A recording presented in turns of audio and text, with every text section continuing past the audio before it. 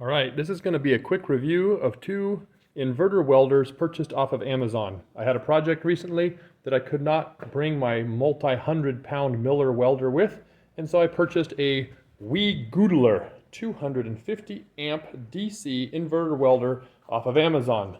It claims to be 250 amps, but I had a lot of trouble striking an arc and maintaining it. It claims to work on 110 or 220 with a handy-dandy included cable.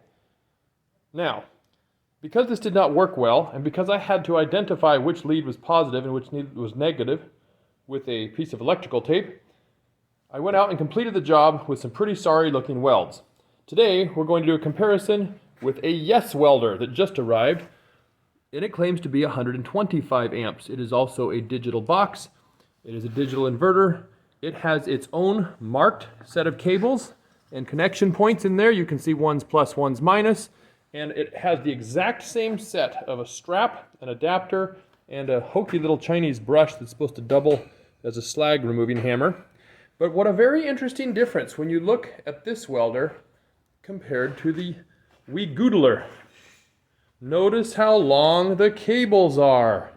The Yes welder comes with 10-foot long cables, and at the end of them, they seem to be significantly more substantial. This is probably twice the weight of the yellow welder. It also has copper contacts on the grounding rod compared to the competition, which does have copper in there, but this is a very lightweight assembly, and this thing might suffice as a jumper cable, but maybe not. What we're going to be welding today is 6011 rod. This is 332 rod. On the back of it, you can see that the recommended power range for this rod is between 25 and 75 amps. I'm going to run both of these rods on this mildly rusty piece of steel, but I have ground two polished areas for the ground clamps to connect to so that I know I've got a good ground, or at least as good as you can get with a clamp like that. Because I do not have a stand, I'm going to pause this video. I'm going to strike an arc with the yellow one first and run a bead at the top here. And we'll come back and look at that. And then I'm going to do the same thing with the Yes welder. Again, both of these are set to 50 amps. We'll go right down in the middle. I should mention here that this welder does have an additional VRD. That's a voltage reduction device that is designed to keep the voltage low, so that if you've got sweaty gloves or you're standing in water, you don't shock yourself. So I'm leaving that off because it's not needed in this situation, and the Yes welder doesn't have that feature. So we're trying to compare them as equally as we can, and just to prove our point, we are plugged into the same outlet.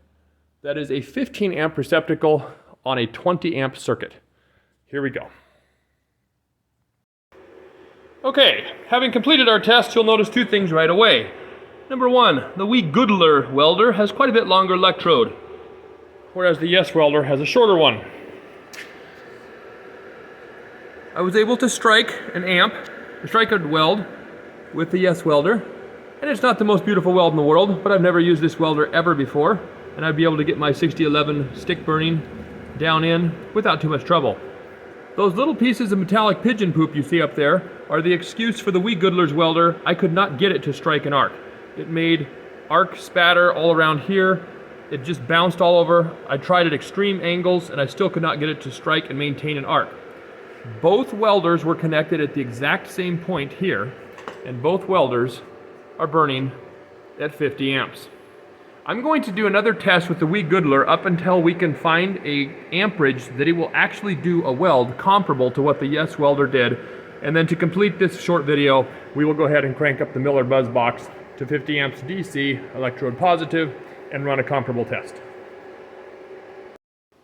Okay, I went ahead and ran it up to 100 amps, and for our first test, we can see this here, weld puddle is pretty high, still not very attractive, don't have very good penetration. I did kind of a forward-back whip motion trying to stack up the slag. Then I went over here and actually plugged it into 220, you can see over here, using that special adapter. Still working at 100 amps. And that's what we got. So I am not thinking that this is because I've been spending too long on the weld. I'm thinking this is because it has bad penetration, which means that it's low amperage, which means that that is not as is advertised. We're going to do one last weld with the miller and knock it off. So that's as good as I could get at 50 amps on Big Blue. And for its weld, it struck and maintained this bead, which has a little bit taller bead profile than the Yes welder, which is in the foreground. But it was silky smooth, which is exactly what you expect from the power of Big Blue.